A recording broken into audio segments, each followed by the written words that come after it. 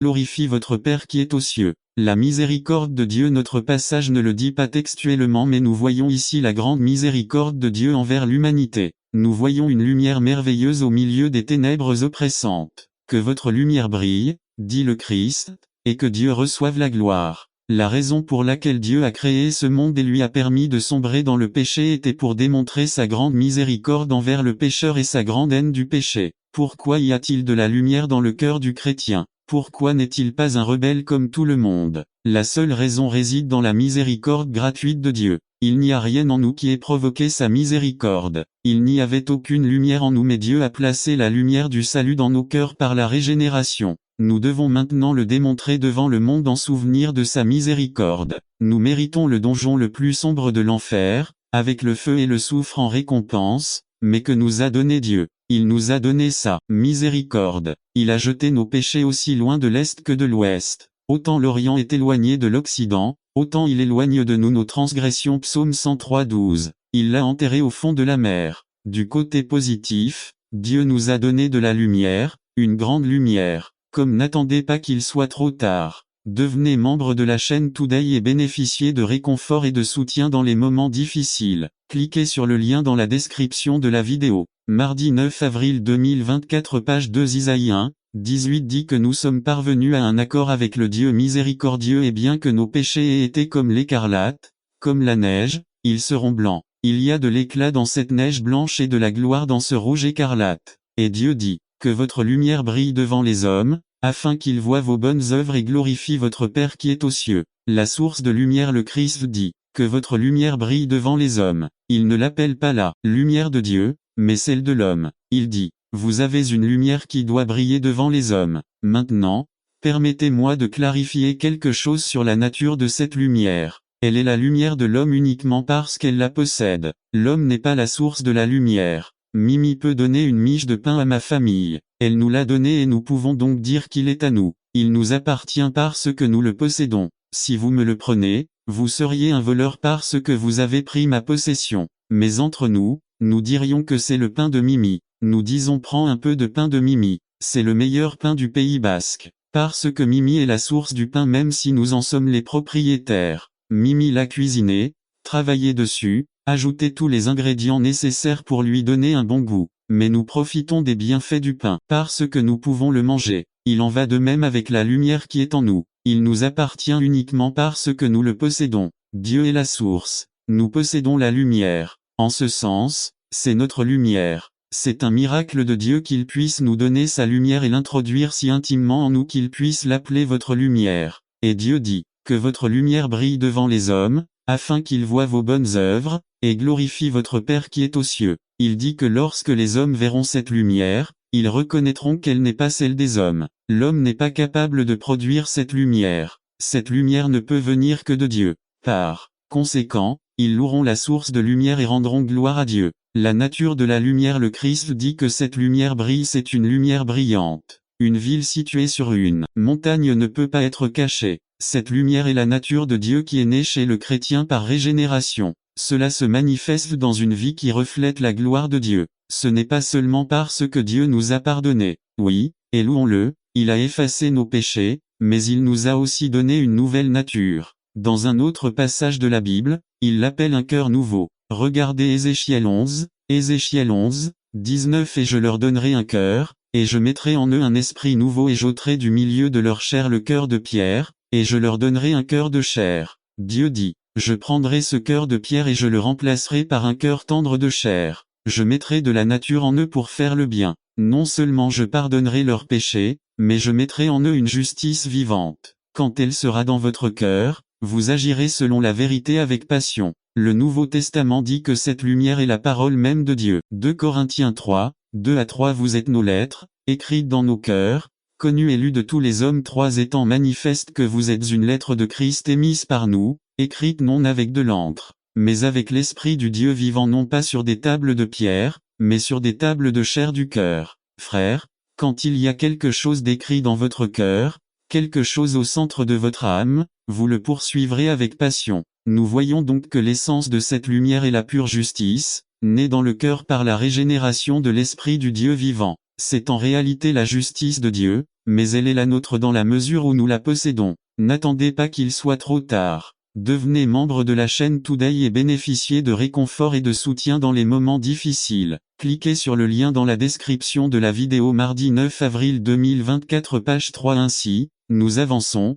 non pas notre justice, mais la justice de Dieu. Ce principe se retrouve tout au long de la Bible, c'est ce qu'on appelle la justice imputée. Romains 4, 3 à 8. Car que dit l'Écriture? Abraham crut à Dieu, et cela lui fut compté comme justice. 4 Mais pour celui qui travaille, son salaire n'est pas considéré comme une grâce, mais comme une dette. 5 Mais pour celui qui ne travaille pas, mais qui croit en celui qui justifie le méchant, sa foi est considérée comme justice. Si de même que David parle aussi de la béatitude de l'homme à qui Dieu attribue la justice sans les œuvres, c'est en disant, bienheureux ceux dont les iniquités sont pardonnées et dont les péchés sont couverts. Oui, bienheureux l'homme que le Seigneur n'accuse pas de péché. Dieu a dit que peu importe ce qu'Abraham avait fait, même malgré ce qu'il avait fait, il était idolâtre au pays dur. Josué 24, 2, il lui rendrait justice. En vérité, cette justice est la vraie justice de Jésus-Christ. Nous verrons cette lumière dans toute sa splendeur lorsque nous nous tiendrons devant le trône de Dieu avec les rachetés de tous les âges. Apocalypse 7, 9 à 14. Après cela,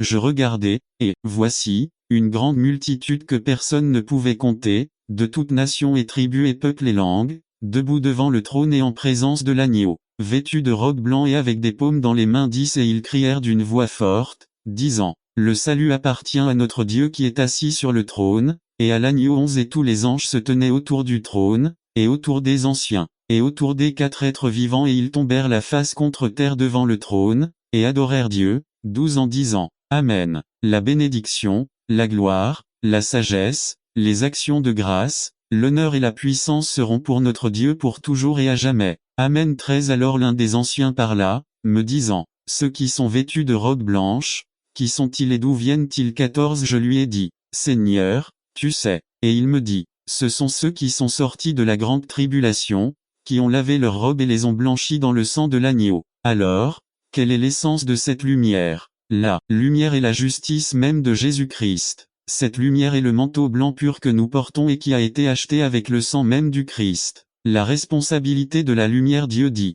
que votre lumière brille devant les hommes, afin qu'ils voient vos bonnes œuvres et glorifient votre Père qui est aux cieux. Notre responsabilité est de laisser briller notre lumière. Comment faisons-nous cela? La clé se trouve dans l'expression bonnes œuvres. Examinons brièvement une hérésie qui existe dans le cœur de nombreux hommes. Chaque fois qu'un homme voit cette phrase dans la Bible, il a tendance à penser qu'il est lui-même bon. Comme c'est drôle. Et nous devrions rire s'il n'y avait pas la situation terrible dans laquelle se trouve l'homme. Cet homme est aussi bon qu'un criminel. Cet homme est aussi bon qu'un menteur. Un homme vaut mieux que celui qui enfreint la loi. L'homme est coupable, et rien de bon ne vient de lui, à moins que Dieu lui-même ne le lui donne. Philippiens 2, 13 Car c'est Dieu qui opère en vous le vouloir et le faire, pour son bon plaisir. Nous voyons ainsi que c'est Dieu qui fait les bonnes œuvres. Romains 9, 15 à 16 Car il dit à Moïse, j'aurai pitié de qui j'aurai pitié, et j'aurai compassion de qui j'aurai compassion. 16 Cela ne dépend donc pas de celui qui veut, ni de celui qui court,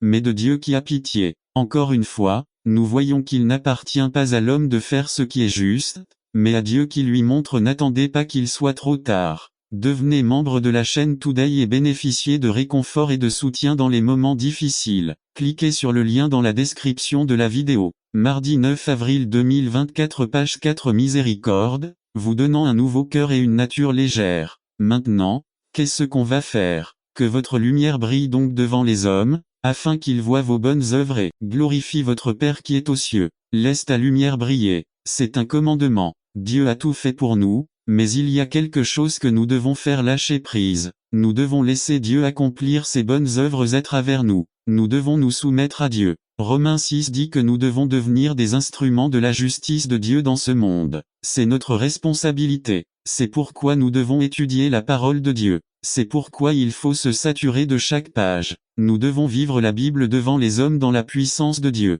Nous devons nous regarder dans le miroir de la parole et refléter sa gloire dans ce monde de ténèbres. La réaction à la lumière: lorsque nous manifesterons la justice divine dans ce monde, l'homme s'émerveillera. Voir la justice de Dieu chez une personne autrefois rebelle est formidable. Ils glorifieront Dieu. Ils le reconnaîtront comme l'œuvre de Dieu. Conclusion. Apprenez les Écritures. Méditez sur eux jour et nuit. Assimilez la connaissance de Dieu dans votre vie. Abandonnez-vous à Dieu dans cette nouvelle nature qu'il vous a donnée. L'Esprit de Dieu vit en vous. Écoutez sa voix. Rendez la justice dans sa puissance. Faites ce que dit la parole de Dieu. Reflétez la gloire de Dieu. Que votre lumière brille devant les hommes, afin qu'ils voient vos bonnes œuvres, et les hommes glorifient Dieu. Verset à mémoriser pour la semaine Matthieu 5, c'est ce que votre lumière brille devant les hommes, afin qu'ils voient vos bonnes œuvres et glorifient votre Père qui est aux cieux. Colossiens 1, 21. Et vous aussi, qui étiez autrefois étrangers et ennemis dans votre esprit, faisant de mauvaises actions, il s'est maintenant réconcilié. Romains 2, 4. Ou méprisez-vous les richesses de sa bonté, de sa patience et de sa longanimité, ne sachant pas que sa bonté vous conduit à la repentance. Ézéchiel 11, 19. Et je leur donnerai un cœur, et je mettrai en eux un esprit nouveau et j'ôterai du milieu de leur chair le cœur de pierre, et je leur donnerai un cœur de chair. Philippiens 2, 13. Car c'est Dieu qui opère en vous le vouloir et le faire, pour son bon plaisir. Romains 9, 15 à 16. Car il dit à Moïse, j'aurai pitié de qui j'aurai pitié, et j'aurai compassion de qui j'aurai compassion. 16. Cela ne dépend donc pas de celui qui veut, ni de celui qui court, mais de Dieu qui a pitié. N'attendez pas qu'il soit trop tard. Devenez membre de la chaîne Today et bénéficiez de réconfort et de soutien dans les moments difficiles. Cliquez sur le lien dans la description de la vidéo. Mardi 9 avril 2024, page 5. La connaissance assimilée de Dieu. Un résumé. Proposition. La connaissance de Dieu est le plus grand danger pour l'homme lorsqu'elle n'est pas assimilée, pratiquée dans nos vies pour la gloire de Dieu. Par Matt Black. La connaissance assimilée de Dieu. Première partie. Fondement de la foi chrétienne. Proposition. La connaissance de Dieu est le plus grand danger pour l'homme lorsqu'elle n'est pas assimilée, pratique dans nos vies pour la gloire de Dieu. Verset clé. Matthieu 15, 20. J'ai cru, c'est pourquoi j'ai parlé. Psaume 116, 10. Avec quelle rapidité nous parlons de ce que nous ne croyons pas vraiment. Il y a une grande tentation dans nos vies, une fois que nous avons compris la Bible, de nous contenter d'une connaissance superficielle et sans réelle foi dans la doctrine. Il est très facile de comprendre quelque chose, mais très différent de le posséder et d'être possédé par lui. Ne croyons pas avoir bien compris la parole de Dieu si nous ne sommes pas parvenus à la goûter, par l'Esprit Saint, au point de dire que nous l'avons expérimenté. Nos paroles devraient provenir de ce type d'expérience de foi. L'expérience de la foi conduit à des paroles qui à leur tour conduisent à des actions. Imaginez que ce bâtiment soit en feu. Votre conviction vous mènerait à une action rapide, et pendant tout ce temps vous crieriez « Au feu, au feu ». C'est ce que dit le psalmiste. Il croit, et donc il parle. C'est si facile de parler de Dieu, n'est-ce pas? Mais celui qui connaît Dieu ne dit pas seulement la vérité. Il croit en la vérité et l'assimile dans sa vie. Que signifie assimiler la vérité? Quand quelqu'un assimile la vérité ou la pratique, nous appelons cela justice, ou faire ce qui est juste. Quand vous lisez la Bible, vous voyez qu'il est dit, allez dans le monde entier et prêchez l'évangile. S'il va ensuite vers son ami et lui parle du Christ, c'est une personne juste. Il pratique la vérité et fait ce qui est juste. Mais si je dis que je suis d'accord et que la Bible est la vérité, mais que je ne parle pas du Christ à mon prochain, ma doctrine est peut-être correcte, mais je suis injuste. Parce que je ne vis pas la vérité. Nous pouvons dire la même chose de toutes les doctrines bibliques. Le Christ nous dit, si vous demandez quelque chose en mon nom, je le ferai. Jean 14, 14. Alors on prie. Dieu dit du juste que son plaisir est dans la loi du Seigneur, et il médite sa loi jour et nuit. Psaume 1, 2. Sommes-nous saturés de la parole de Dieu? Pratiquons-nous la vérité? Le danger d'écouter sans agir. Le danger dans l'étude de la doctrine et de Dieu est que nous serons prompts à entendre la parole de Dieu, prompts à la connaître et à la reconnaître, mais nous n'arrivons pas à l'embrasser ou à la mettre en pratique. Regardons quelques versets. Jacques 1, 22. Mais mettez la parole en pratique, et ne vous contentez pas de l'écouter, en vous trompant vous-même. 1 Jean 3, 18. Mes petits enfants, n'aimons pas en parole ou avec la langue, mais en action et en vérité. Par exemple, nous disons que nous croyons que Dieu est aux commandes. Nous sommes d'accord avec cette doctrine. Nous disons que nous y croyons. Nous connaissons bien d'autres versets qui parlent d'elle. Nous disons qu'il serait insensé de ne pas croire que Dieu contrôle la situation. Mais en même temps, lorsque survient une tragédie, nous n'attendons pas qu'il soit trop tard. Devenez membre de la chaîne Today et bénéficiez de réconfort et de soutien dans les moments difficiles. Cliquez sur le lien dans la description de la vidéo. Mardi 9 avril 2024, page 1. Nous nous inquiétons. Lorsque des interruptions surviennent, nous sommes frustrés et en colère. Lorsque nous sommes faussement accusés, nous éprouvons de l'amertume contre cette personne. Nous disons que Dieu est aux commandes, mais nous n'y croyons pas vraiment dans nos vies. Ou bien nous disons que Dieu est bon. Nous pouvons enseigner à un cours la bonté de Dieu, mais quand quelque chose de grave arrive, nous doutons de sa bonté et nous nous demandons comment il a pu laisser cela se produire. Nous disons que Dieu répond à la prière, mais nous nous retrouvons à peine en train de prier. Nous disons que nous devrions méditer sur la parole de Dieu, mais même si nous connaissons sa parole, nous nous trouvons remplis de la communication du monde. Nous connaissons bien l'actualité du jour, d'ici et de l'autre bout du monde, mais peut-on citer les 10 commandements? Pouvons-nous nous souvenir des béatitudes? Nous disons donc que nous aimons la parole de Dieu, mais nous ne l'aimons pas vraiment, mais nous la connaissons plutôt superficiellement. Nous montrons que nous ne sommes que des auditeurs. Toute cette connaissance nous inocule contre la vérité. Nous écoutons encore et encore sans le remplissage du Saint-Esprit, et rejetant l'œuvre de l'Esprit dans nos cœurs, nous nous convainquons qu'il suffit d'entendre la vérité. Mais alors nous commençons à croire que la parole de Dieu est monotone, impuissante et familière. Quand on le lit, il ne nous laisse plus aucune impression. Ce n'est pas un plaisir et cela ne nous donne aucune illusion, mais nous le considérons plutôt comme une responsabilité douloureuse. L'esprit s'éteint et nous devenons des robots intelligents aux vies superficielles. À la lumière de tout cela, permettez-moi de répéter ma proposition avant de regarder notre texte. Proposition. La connaissance de Dieu est le plus grand danger pour l'homme lorsqu'elle n'est pas assimilée pratique dans nos vies pour la gloire de Dieu. Examinons maintenant notre texte dans Matthieu 5. Ici, le Seigneur parle à ses disciples et compare la justice superficielle et plastique à celle qui naît d'une profonde conviction que Dieu est vrai. Cette conviction se manifeste dans une vie qui reflète la gloire de Dieu. Regardons notre texte. Matthieu 5, 16 à 20. Que votre lumière brille devant les hommes, afin qu'ils voient vos bonnes œuvres et glorifient votre Père qui est aux cieux. 17. Ne pensez pas que je sois venu pour abolir la loi ou les prophètes. Je ne suis pas venu pour abroger, mais pour accomplir. 18. Car en vérité, je vous le dis, jusqu'à ce que le ciel et la terre soient passés, pas un iota ni un seul trait ne passera de la loi, jusqu'à ce que tout soit accompli. 19. C'est pourquoi quiconque enfreint l'un de ces moindres commandements et enseigne aux hommes ainsi sera appelé le plus petit dans le royaume des cieux, mais quiconque les pratique et les enseigne sera appelé grand dans le royaume des cieux. 20. Car je vous le dis, si votre justice n'est pas plus grande que celle des scribes et des pharisiens, vous n'entrerez pas dans le royaume des cieux. Justice superficielle. Au verset 20, le Christ exige que la vraie justice dépasse la justice des pharisiens, les grands chefs religieux de son temps. Alors voyons leur justice. Nous constaterons que c'est très superficiel et extérieur. Nous observerons les caractéristiques suivantes. 1.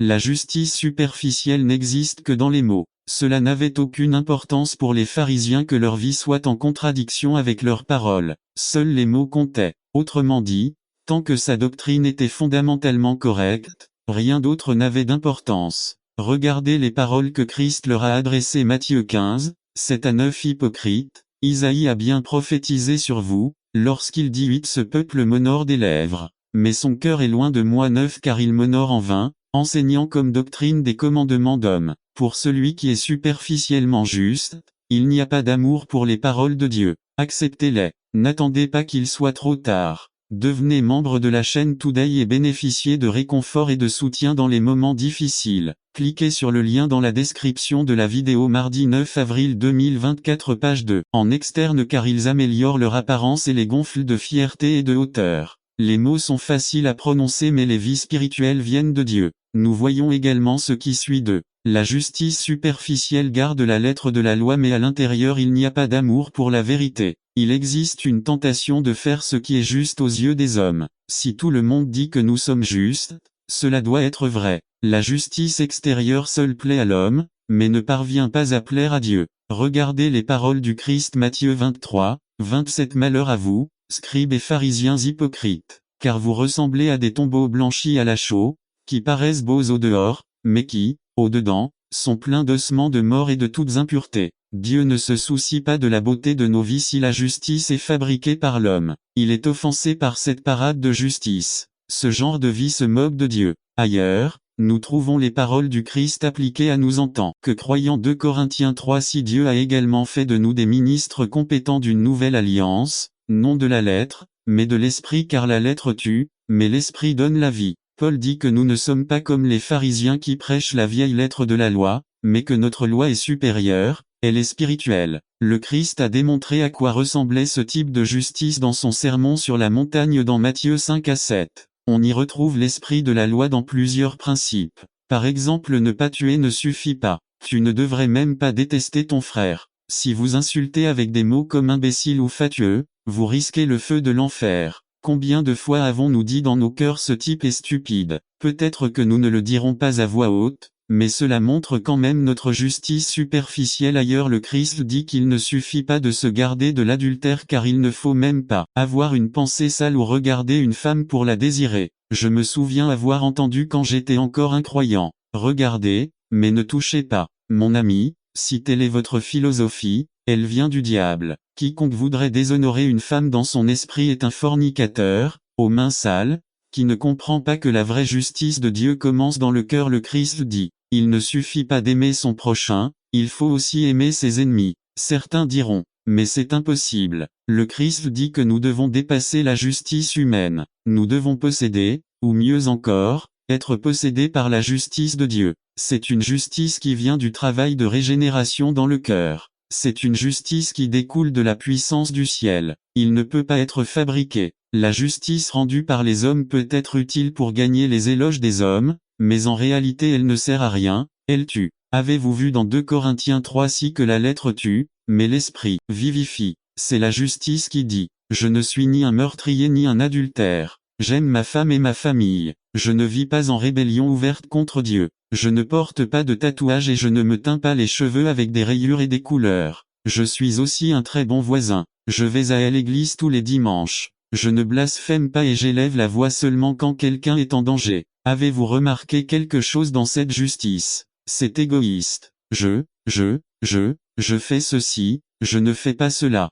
Ce genre de justice tue. Notre justice doit dépasser cela. Notre justice doit aimer ses ennemis et Dieu de tout son cœur, de son âme et de son esprit. Vous devez chercher Dieu avec un cœur pur 24 heures sur 24, 7 jours sur 7. Mais vous direz: c'est impossible. Et c'est là le point. La justice superficielle est facile à obtenir. N'attendez pas qu'il soit trop tard. Devenez membre de la chaîne Today et bénéficiez de réconfort et de soutien dans les moments difficiles. Cliquez sur le lien dans la description de la vidéo. Mardi 9 avril 2024. Page 3 peut y accéder, ce qui nous amène au dernier point 3. La justice superficielle peut être mise de côté. C'est facile de s'habiller, mais la vraie justice est une œuvre surnaturelle de Dieu à l'intérieur de l'homme qui se reflète dans sa vie extérieure. La justice superficielle est humainement accessible, mais la vraie justice est impossible à l'homme. Cela ne peut pas être introduit mais doit sortir de l'intérieur par l'Esprit de Dieu.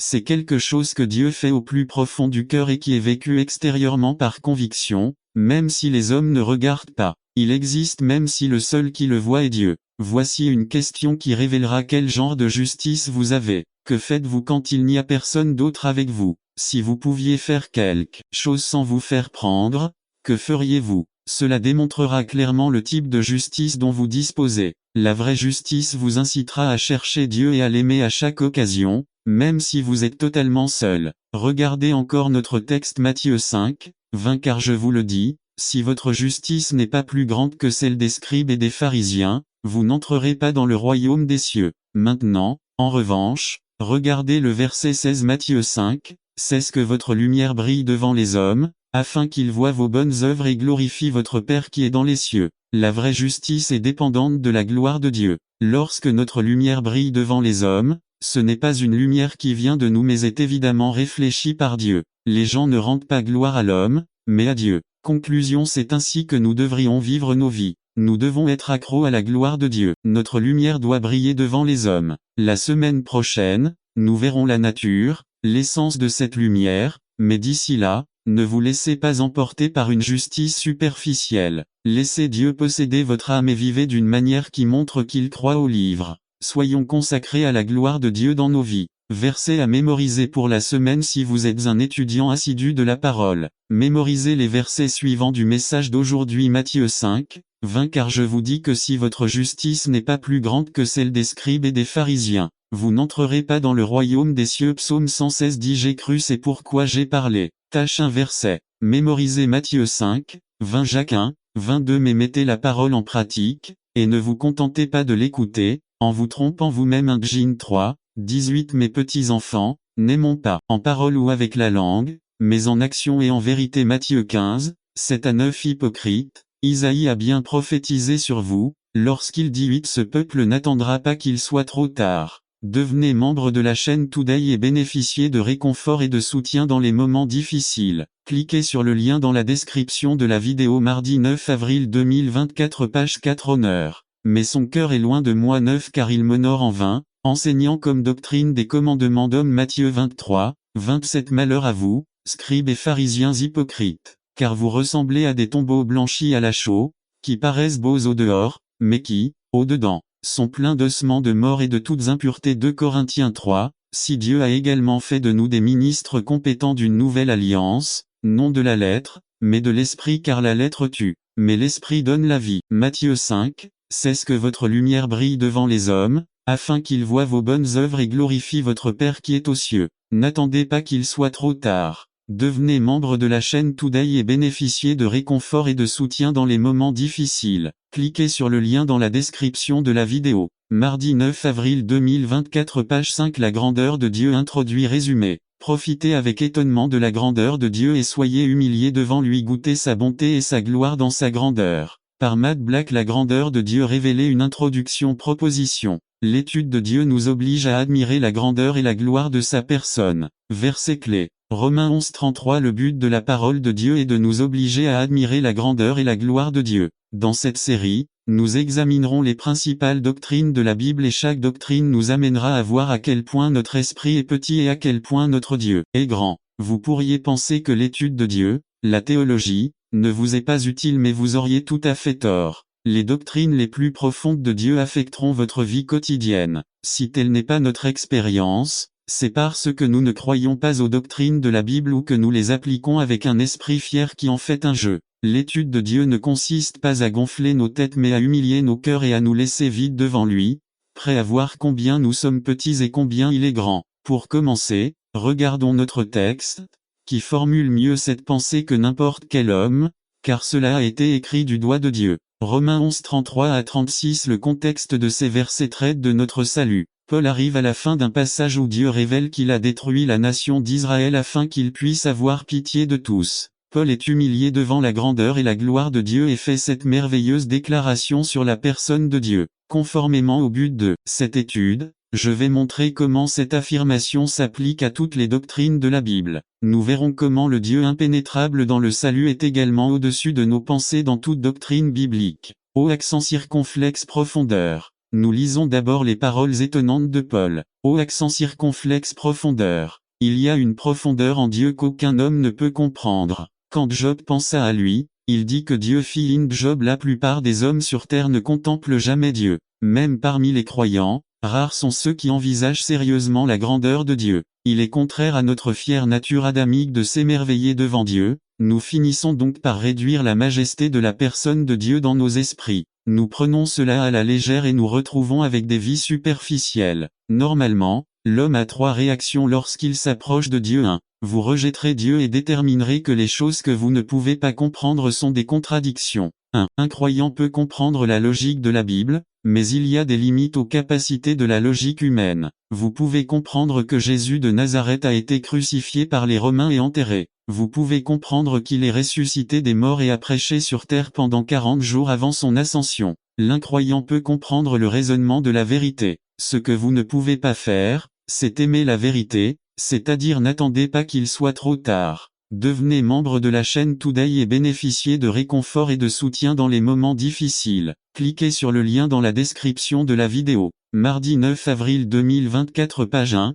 Croyez-le. Aimer Dieu, c'est croire Dieu. Les incroyants ne peuvent pas aimer Dieu et sa vérité. Cela ne peut se produire que grâce à la régénération de l'âme par le Saint-Esprit de Dieu. Ainsi, l'homme déchu, capable de voir la vérité, ne peut pas l'aimer et, par conséquent, la rejette au moment où il commence à la comprendre. Comme il n'aime pas la vérité, lorsqu'il atteint les limites de sa raison, il constate que la vérité est contradictoire. Prenons par exemple la résurrection. Vous pouvez comprendre que le corps de Jésus est revenu à la vie. Bien sûr, cela défie la logique humaine. À quand remonte la dernière fois que vous avez vu quelqu'un ressusciter des morts? Ainsi, en n'aimant pas la vérité, L'incroyant rejette Dieu et considère les choses qu'il ne peut pas comprendre comme des contradictions de. La deuxième réaction est que vous accepterez Dieu mais que vous le réduirez à entrer dans les limites de votre logique humaine. De nombreux incroyants remplissent les églises aujourd'hui. Par vaine gloire, ils présentent une acceptation extérieure de Dieu. Ils disent qu'ils sont des disciples de Dieu, mais ils ne sont pas des disciples du Dieu tout-puissant de la Bible. Ils ont créé un nouveau Dieu, un petit Dieu qu'ils peuvent contrôler. Ils en viennent aux miracles de la Bible et disent qu'ils peuvent tous être expliqués par les sciences naturelles. Ils abordent la personne du Christ et disent qu'il était un homme bon et digne d'être imité, mais qu'il n'était en aucun cas Dieu. Pouvez-vous voir ce qu'ils font? Ils recréent ce que signifie la Bible et en changent le sens. Ils rétrécissent le grand Dieu de la Bible, ils suppriment la crainte de Jéhovah. On dit qu'il n'y a pas d'enfer et que tout le monde ira au paradis. Mes frères, vous pouvez dire ce que vous voulez de votre Dieu car vous l'avez créé et vous le contrôlez. Ils le font petit pour pouvoir l'insérer dans leur logique humaine. Ainsi, nous pouvons voir que cette acceptation de Dieu est en réalité un rejet du Dieu vrai et vivant et la création d'un petit Dieu qu'ils peuvent dominer. Bien que cette pratique soit typique des incroyants, je crois que les enfants de Dieu le font aussi dans une certaine mesure. Nous ne nous soumettons pas automatiquement à son autorité toute puissante. Nous résistons à la seigneurie de Dieu parce que nous voulons être le capitaine de notre vie. 3. La troisième réaction est d'accepter le Dieu de la Bible dans toute sa grandeur et de tomber devant lui avec admiration. C'est l'émotion et l'attitude de Paul lorsqu'il s'exclame « Ô accent circonflexe profondeur de Dieu ». Il dit qu'il y a une infinité en Dieu qu'il ne peut pas comprendre avec les limites de sa logique humaine, mais il aime Dieu et sait qu'il est vrai. Il est étonné devant lui. Avec la vieille nature le vieux Matthieu, il est impossible de donner à Dieu la grandeur et la gloire que son nom mérite. La vieille nature est trop fière pour se tenir en admiration devant Dieu. Il exige de tout comprendre avec son esprit de nain. Il pense que personne ne peut être plus grand que lui. Tout ce qu'il ne peut pas comprendre ne doit pas être la vérité. Regardons quelques versets. 1 Corinthiens 2, 14. Matthieu 13, 14. Un homme perdu peut entendre, mais il ne comprend pas. Il peut voir, mais pas discerner. Mais que dit l'apôtre Jean dans un autre passage? 1 Jean 2, 27. Ainsi, vous pouvez voir que ce n'est que par la régénération par le Saint-Esprit que nous pouvons abandonner notre orgueil au clou de la croix et tomber humiliés et étonnés devant Dieu. Objectif de la série. Cela dit, je tiens à réitérer mes intentions pour cette série d'études de Dieu et des doctrines de la Bible. Mon objectif est de sonder les profondeurs de la grandeur de Dieu et de tomber avec humilité et respect devant son autorité. Mon objectif vient directement de la grande commission où le Christ a dit, Matthieu 28, 19,20 N'attendez pas qu'il soit trop tard. Devenez membre de la chaîne Today et bénéficiez de réconfort et de soutien dans les moments difficiles. Cliquez sur le lien dans la description de la vidéo. Mardi 9 avril 2024. Page 2. Nous avons un commandement du ciel de vous enseigner toutes choses sur Christ. C'est mon intention de réaliser cela. Permettez-moi de préciser que la simple connaissance n'est pas mon objectif. 1 Corinthiens 8, 1. Ce n'est pas seulement la connaissance de la vérité divine que je recherche. C'est de l'amour de la vérité de Dieu dont nous avons besoin. Ni la bonne ni la mauvaise théologie ne nous donne la connaissance de Dieu qui change le cœur d'une personne. Psaume 34, 8. Il existe une connaissance qui ne s'acquiert qu'en l'aimant.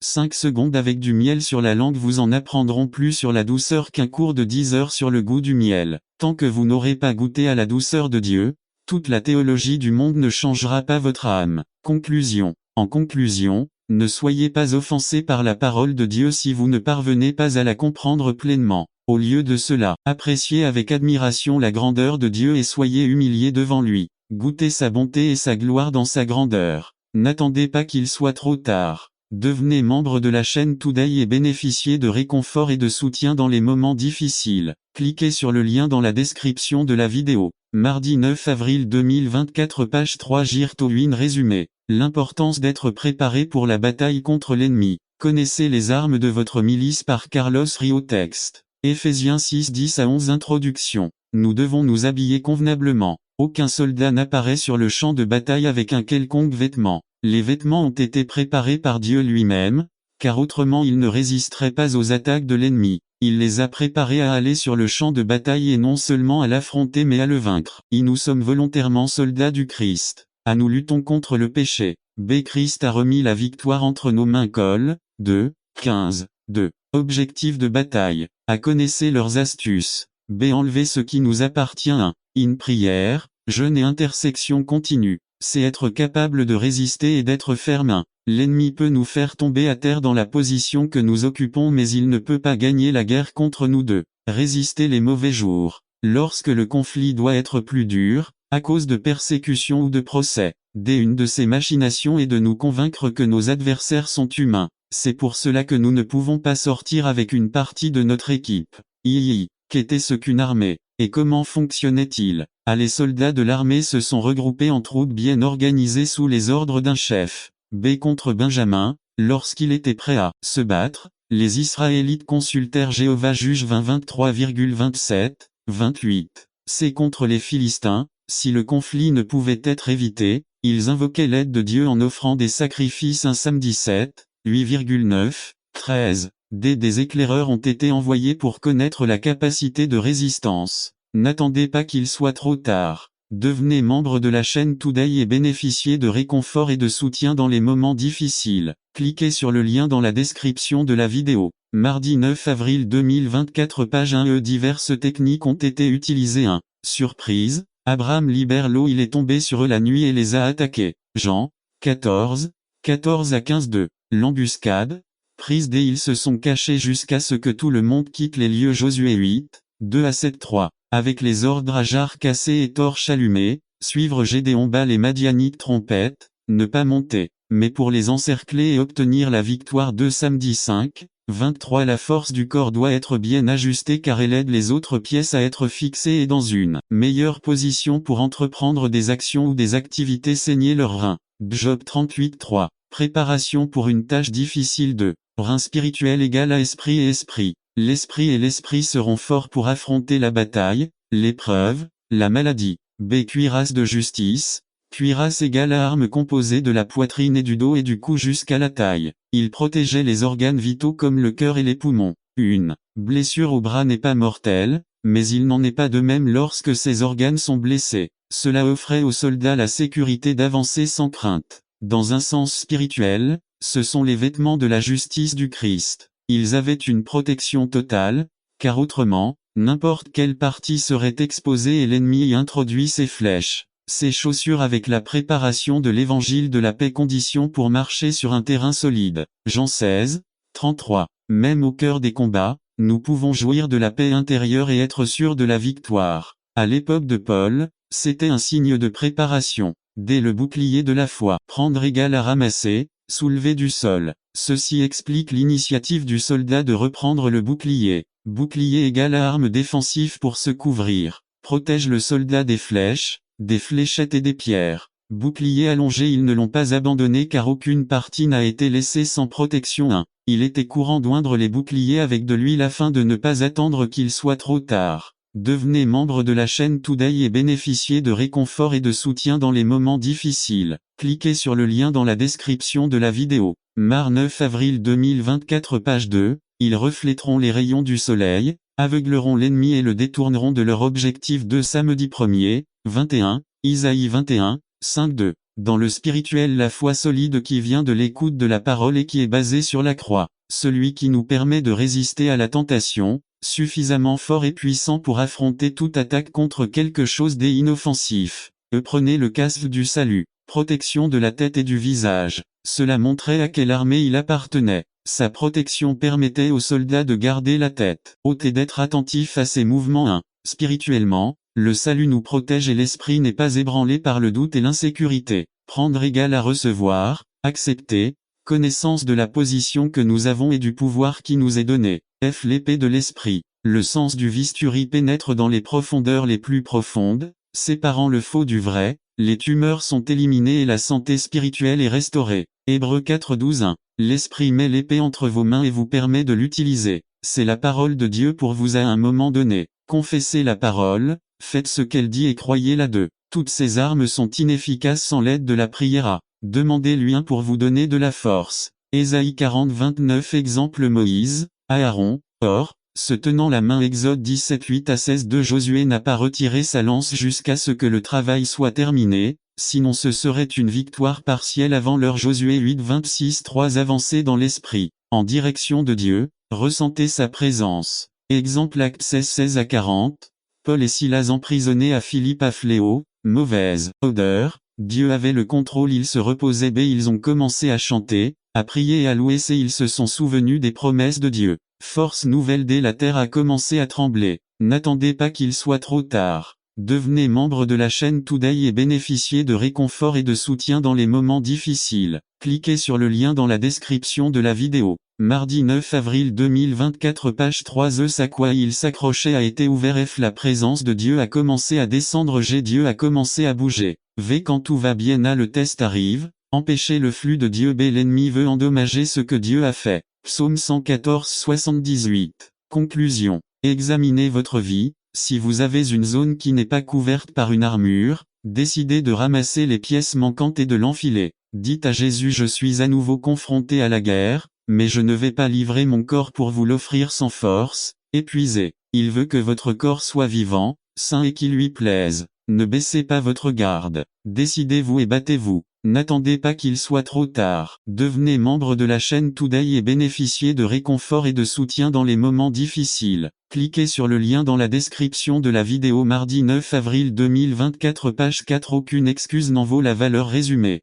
Sur une échelle de 1 à 10, comment vous évalueriez-vous par rapport à votre état de péché aux yeux de Dieu? L'humanité, historiquement, a été divisée en 3 groupes, en fonction de leur façon de vivre sous ce mort. Les totalement dépravés, les soleils. Introduction. On raconte l'histoire d'un homme qui, sur son lit de mort, appelle les 3 personnes en qui il a le plus confiance, à savoir son ministre, son médecin et son avocat. Ceux-ci sont venus avec diligence. Le mourant leur dit alors qu'ils étaient tous les 3 ensemble: je veux que vous alliez à la banque aujourd'hui et que vous retiriez les 90 000 $, qui sont tout ce que j'ai, que vous les divisez en 3 parts égales, et que chacun de vous les garde, pour que quand je mourrai, le jour de mes funérailles, vous veniez et chacun de vous déposez vos 30 000 $ dans mon cercueil pour qu'il puisse être enterré avec moi, même si vous n'avez pas compris pourquoi le mourant a demandé cela, comme cela. C'était son dernier souhait, ils convinrent tous les 3 de le faire. Plus tard, l'homme mourut, et chacun de ses amis vint rendre hommage aux morts et déposer la partie de l'argent qui leur avait été confiée ce soir-là. Alors qu'ils dînaient tous les 3, le ministre, très triste, leur dit: les gars, j'ai un aveu à vous faire. J'ai gardé une partie de l'argent. Vous savez, on est en train de le faire pour construire le nouveau sanctuaire. Il nous fallait 10 000 $. Alors le médecin dit: eh bien, puisque nous l'avouons, je pense que je vous dis aussi la vérité. Nous ajoutons une nouvelle salle de maternité à l'hôpital, et je sais retrouver avec 20 000 $ pour les aider à faire face aux dépenses. Alors l'avocat, avec un visage de dégoût et de désapprobation, leur a dit: honte à eux. Juste pour que vous le sachiez, mes 30 000 $ seront à jamais dans votre tombe. Je vous ai signé un chèque personnel pour le montant total. Dans cette vie, il n'y a personne à qui faire confiance. Vous voyez, bien-aimés, la semaine dernière, nous avons examiné la dernière partie du chapitre 1 de Romains, et je suis sûr que beaucoup d'entre nous qui ont entendu le message se sont réjouis de la dureté avec laquelle il s'adressait à certaines des personnes présentes. Et nous ne l'avons pas appliqué à nos vies, parce que nous pensions qu'il n'était préparé que pour certains d'entre eux.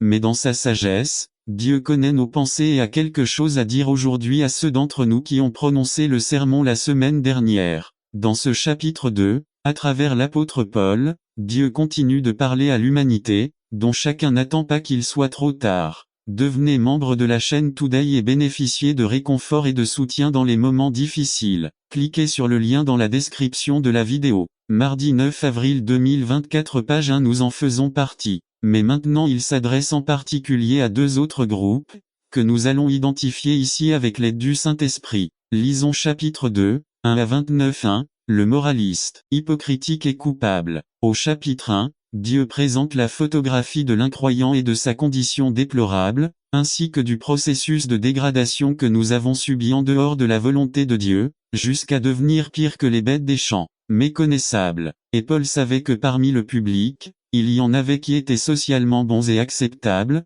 qui diraient amen à son message. C'est pourquoi la parole continue de déclarer que ceux d'entre nous qui ne sont pas si dépravés moralement, c'est-à-dire ceux d'entre nous qui prétendent encore avoir honte, sont également coupables, comme bien qu'il soit évident que le moraliste n'est pas engagé dans des péchés aussi dégradants que les inconvertis, il vit intérieurement une vie semblable à celle de l'incroyant. Eh bien, même si beaucoup d'entre nous ne couchent pas avec la femme de quelqu'un d'autre, lorsque nous voyons dans la rue un bon spécimen féminin, nos yeux la poursuivent, et c'est la convoiter, ce que le Christ appelle aussi adultère. Bien que beaucoup d'entre nous se vantent de n'avoir jamais tué personne, lorsque nous nous mettons en colère contre notre frère, le Christ dit que nous sommes aussi coupables que si nous l'avions assassiné. Matthieu 5, 27 à 28. Quiconque est son frère l'est un meurtrier. Et vous savez qu'aucun meurtrier n'a en lui la vie permanente. 1 J.N. 3, 15. Peut-être que l'homme moraliste ne vole pas, mais convoite ce qui est la même chose dans la parole. Personne, aussi bien qu'il se sente, ne devrait juger les autres pour leurs péchés, car d'une manière ou d'une autre, nous faisons tous la même chose. Juger les autres entraîne automatiquement le jugement sur nous. C'est arrivé au roi David, lorsque le prophète Nathan l'a réprimandé. 2 Samedi 12. À cette classe d'individus, Dieu nous traite d'hypocrites. Matthieu 7, 1 à 5. Un bon exemple de moraliste hypocrite se trouve chez le frère du fils prodigue qui est dans Luc 15, 25 à 32. Si un hypocrite a jamais enseigné le cuivre, c'était bien ce frère méticuleux, critique, en colère, égocentrique, avide, juste à son avis, et rebelle comme son frère, mais avec moins de courage. Le fils prodigue était coupable de choses évidentes de la chair, mais le frère était pire, parce que ses défauts étaient dans son cœur. Les moralistes hypocrites recevront également un jugement. V2 Nous ne serons pas jugés comme nous nous jugeons nous-mêmes, non pas par notre moralité apparente, mais parce que Dieu sait qu'il y a dans nos cœurs. Nous serons jugés selon la vérité. Pour beaucoup d'entre nous, il n'est pas difficile de maintenir une apparence de piété extérieure qui convainc les hommes qui nous regardent, mais quelle tragédie ce sera pour nous le jour où Dieu nous jugera, car il connaît notre vérité. Nous peut tromper les autres, mais on ne peut pas tromper Dieu. N'attendez pas qu'il soit trop tard. Devenez membre de la chaîne Today et bénéficiez de réconfort et de soutien dans les moments difficiles. Cliquez sur le lien dans la description de la vidéo. Mardi 9 avril 2024 page 2. Pour cette raison, il est insensé de notre part de penser que nous sommes déjà de l'autre côté du fleuve, et que Dieu ne nous jugera pas comme les pires dépravés. Nous, ceux d'entre nous qui ne sont pas comme eux, faisons ce qu'ils font. 3 S'il vous plaît, ne m'envoyez aucune protestation ou désaccord à ce sujet, présentez-la Dieu aussi. Nous ne devons pas nous tromper. Ce n'est pas parce que Dieu ne semble pas remarquer nos péchés cachés qu'il les approuve, nos attitudes et nos décisions en dehors de sa volonté, qu'il ne semble ni réprimander ni punir, ne devrait pas nous faire penser que nous faisons la bonne chose. Il est patient et avec des fils d'amour il veut nous guider vers la repentance. C'est pourquoi il nous montre d'abord notre véritable condition, semblable à celle de ceux qui sont totalement dépravés, pour que nous comprenions que nous méritons le même jugement, et quand nous réalisons qu'il n'a pas payé selon nos péchés, venons à lui repentant et reconnaissant pour sa bonté. 4.3. Certains d'entre nous sont des cas terminaux, nous ne pouvons rien voir de ce que Dieu opère dans nos vies, à cause de nos cœurs déjà endurcis par notre propre justice et notre égocentrisme, et nous méprisons sa bonté et jour après jour, nous chérissons la colère pour le jour de colère au cours duquel Dieu nous jugera selon sa vérité, qui est absolue. Qu'est-ce qu'on thésaurise? La vie éternelle persévérant dans l'accomplissement de sa volonté, ou colère et colère face à notre désobéissance rebelle. Ce jour-là, il n'y aura aucune excuse valable. Ce ne sera pas une question de religion. Aucun de nous ne pourra alors dire « Je ne suis pas un frère, je ne suis pas Alléluia », qu'il me scrute. Il ne s'agira pas de savoir si nous croyons ou non à la parole de Dieu. Nous serons jugés parce que Dieu est souverain, malgré notre opinion sur la question. Si nous vivons volontairement en dehors de la loi de Dieu en n'y croyant pas, en dehors de la loi, notre fin viendra aussi. Si nous vivons dans le péché tout en croyant en sa parole, par sa parole nous serons également jugés. 12 Car, que nous professons ou non la bonne religion, que nous croyions ou non à la Bible, une chose est sûre. Dieu a donné dans notre nature même, la capacité de savoir ce qui est bon et ce qui est mauvais. Nous tous, sans exception, même si chez certains d'entre nous elle est déjà insensible et insensible, nous avons ce que nous appelons notre conscience qui ne nous permettra pas l'impunité devant Dieu. 14 à 16 Non. Il ne s'agira pas d'appartenance religieuse. 3. La personne religieuse est aussi coupable. 17 Il existe une autre classe d'individus qui seront devant le trône de Dieu pour être jugés. Les religieux de ce monde. Nous sommes ceux qui disent craindre Dieu, qui croient en sa parole, qui s'efforcent de lui obéir fidèlement et qui acquièrent même la réputation d'être différents des autres grâce à notre témoignage. N'attendez pas qu'il soit trop tard. Devenez membre de la chaîne Today et bénéficiez de réconfort et de soutien dans les moments difficiles. Cliquez sur le lien dans la description de la vidéo. 9 avril 2024 page 3. Nous pensons que nous sommes en bons termes avec le Créateur, que nous le connaissons suffisamment pour indiquer la voie aux autres en leur prêchant. Nous connaissons la parole de Dieu et nous savons distinguer le bien du mal. Nous connaissons par cœur les passages bibliques, car nous avons été éduqués dans la crainte de Dieu. Nous avons hérité de notre religion depuis l'enfance et nous la pratiquons fidèlement. Nous ne sommes pas différents. V 21 à 23 de son haut trône, le Seigneur nous déclare notre condition. Il sait que même si nous essayons, que même si nous savons, que même si nous aspirons à être fidèles nous échouons comme tout le monde. Nous ne sommes pas différents, nous sommes pires. Car à cause de nous, son précieux nom est injurié dans le monde. Parce qu'en raison de leurs conditions et de leur attitude, les moralistes dépravés et hypocrites s'apportent honte et jugement, mais nous, les religieux nous apportons honte et reproche à Dieu. V. 24-4, nous sommes tous faits de la même argile. V. 25 à 29 sous la croix, tout le sol est plat. La façon dont nous nous considérons n'a pas d'importance. Ce qui est important, c'est ce que nous sommes vraiment sont. Ce n'est pas une question d'attitude juste, mais de nature juste. Notre religion ne nous est d'aucune utilité sans une obéissance parfaite. La circoncision est une figure de notre religion, et cette religion fait pour nous devant Dieu la même chose que l'incrédulité des inconvertis fait pour lui. Absolument rien. 5. À la vérité, il y a 3 bases possibles que nous pouvons occuper dans ce jeu où nous sommes. A. Des pécheurs dépravés effrontés, nous serons jugés par Dieu. B. Des moralistes masqués, des hypocrites, nous le ferons être jugés par Dieu. C. Religieux confiants avec des vêtements neufs et des cœurs vieux, qui seront aussi jugés par Dieu parce qu'en fin de compte, la colère de Dieu se révélera du ciel contre toute impiété et l'injustice des hommes, qui détiennent avec injustice la vérité au milieu de cette congrégation. S'il y a quelqu'un qui est pur du péché, jette la première pierre parce que devant Dieu il n'y a aucune excuse valable. Laissons-les de côté, venons à lui et réglons les choses. Aujourd'hui c'est le jour du salut, n'attendez pas qu'il soit trop tard. Devenez membre de la chaîne Today et bénéficiez de réconfort et de soutien dans les moments difficiles. Cliquez sur le lien dans la description de la vidéo. Mardi 9 avril 2024 page 4 traitement de votre héritage résumé. Avant de réaliser tout ce que Dieu a prévu pour nous, nous devons subir les processus du Saint-Esprit pour être prêts à recevoir notre merveilleux héritage. Par l'huile de Jésus Ginestre, traitement de votre héritage. Josué 3, un Josué s'élève le matin, et lui et tous les fils d'Israël sont partis de Sittim et venus au Jordanie, et s'y reposent avant de passer par-dessus. Introduction. Alors que nous regardons vers l'avenir, nous rencontrons des expériences semblables à celles du peuple de Dieu lorsqu'il était près du Jourdain. L'avenir est notre destin en Dieu. Le destin est notre héritage, notre défi. Destin, patrimoine, défi. Que le destin a été choisi et conçu par Dieu dès le début. Acte 1, 4. Comme il nous a choisis devant la fondation du monde, afin que nous soyons saints et irréprochables devant lui. Romains 8, 28,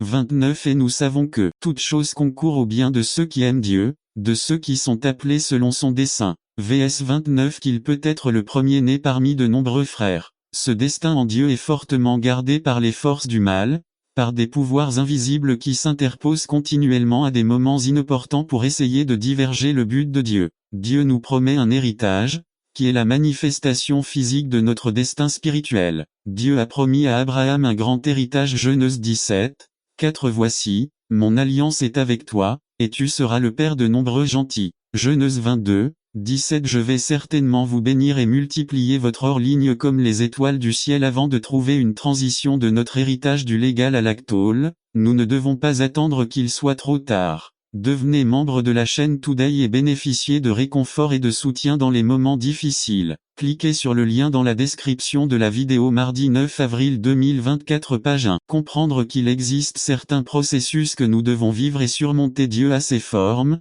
ses voies et processus pour réaliser tout cela dans notre vie. Pour le peuple de Dieu, avant de pouvoir traverser le Jordanie, il y a eu quelques derniers détails, processus qu'ils doivent vivre. Contre 1. Ils sont partis de Sittim et venus au Jordanie avant d'atteindre le bord du grand fleuve Jordanie. Leur objectif depuis 40 ans, ils doivent passer par un lieu appelé Sittim. Intéressant. Sittim était le lieu choisi par Dieu pour traiter les gens, juste avant de les passer de l'autre côté. S'ils ne sont pas poursuivis, ils ne passeront pas de l'autre côté. Sittim était connu sous le nom de la forêt d'acacia. Cette ville était pleine d'acacias. Ce bois était connu de Moïse, Josué et Dieu. Exode 25, 1,5,8 Ce bois a été utilisé pour décorer certaines parties du tabernacle de Moïse dans le désert. Les caractéristiques de l'acacia 1. Il avait de la durabilité 2. Il résistait aux intempéries 3. Moïse ne peut pas utiliser ce bois pour 1. Les tiges 2. Les arcs 3. Les tables 4. L'autel de l'encens Définition de l'acacia dans Hébreux 1.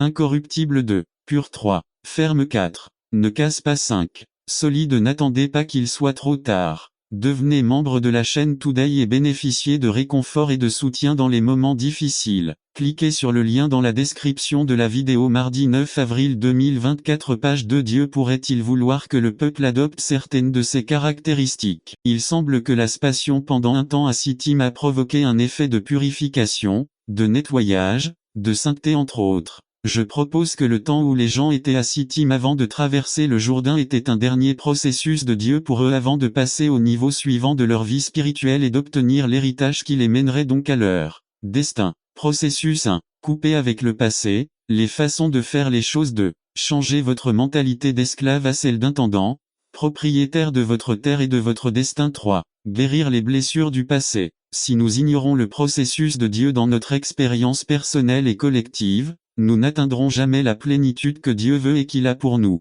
Si nous ne n'arrêtons pas à Sittim, notre vie sera un mélange de chair et d'esprit, toujours atteindre mais n'arrivant jamais. Si nous ignorons les processus de Dieu, nous vivrons dans la dépression, l'angoisse, la frustration et la défaite. Nous aurons une vie superficielle qui se terminera en ruine. In Sittim, Dieu traite avec nous. Nous devons être examinés, nettoyés, sanctifiés avant de traverser le Jordanie.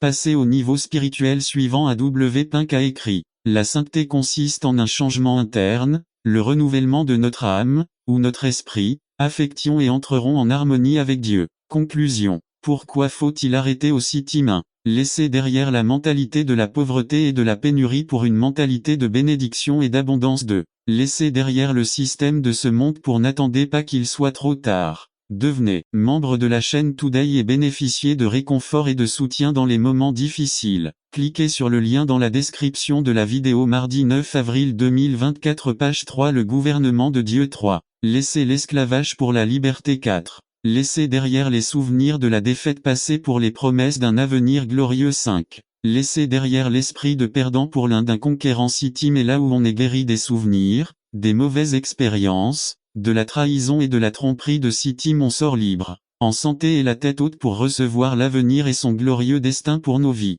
Dans ce qui attitude vous arrivez au Sittim. Psaume 51, 17 Les sacrifices de Dieu sont l'esprit brisé. Vous ne mépriserez pas un contré et un cœur humilié, ô Dieu. Par Luis de Jésus Ginestre n'attendez pas qu'il soit trop tard. Devenez membre de la chaîne Today et bénéficiez de réconfort et de soutien dans les moments difficiles. Cliquez sur le lien dans la description de la vidéo mardi 9 avril 2024 page 4 L'importance de la persévérance résumée. L'importance de la persévérance par Victor Mendoza. L'importance de la persévérance Matthieu 24, 13 Introduction. En cette période de temps de mobilisation et de changement de choses dans tous les domaines de l'humanité, il est très difficile de rester dans ce que nous avons commencé. C'est pourquoi nous voulons parler de l'importance de la persévérance dans la vie du chrétien. On dit que pour commencer un chemin, un travail est difficile, mais nous réalisons que le plus difficile est maintenir ce que nous avons commencé. Le prédicateur dit, la fin de l'affaire vaut mieux que son commencement. Ecclésiaste 7.5.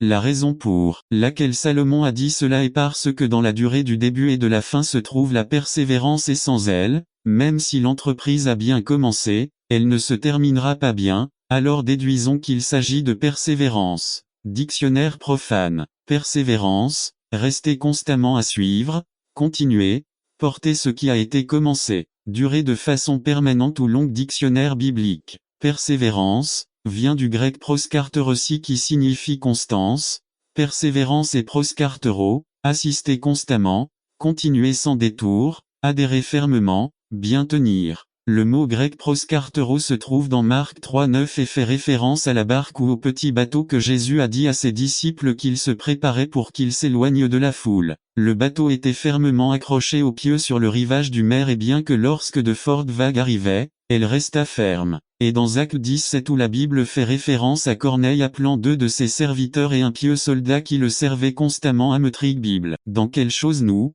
chrétiens, Devrions-nous persévérer dans notre vie chrétienne? En grâce Acte 13:43 La grâce que nous avons reçue par Jésus-Christ et la miséricorde ou la faveur de nous avoir pardonné nos péchés. Chaque étape du cours de la vie chrétienne est due à la grâce. Galates 1:15. C'est pourquoi il est important de toujours obtenir la grâce de Dieu et de nous y maintenir. Nous y parvenons en reconnaissant et en adhérant fermement à Jésus-Christ dans l'obéissance et la dépendance dans tous les domaines de notre vie.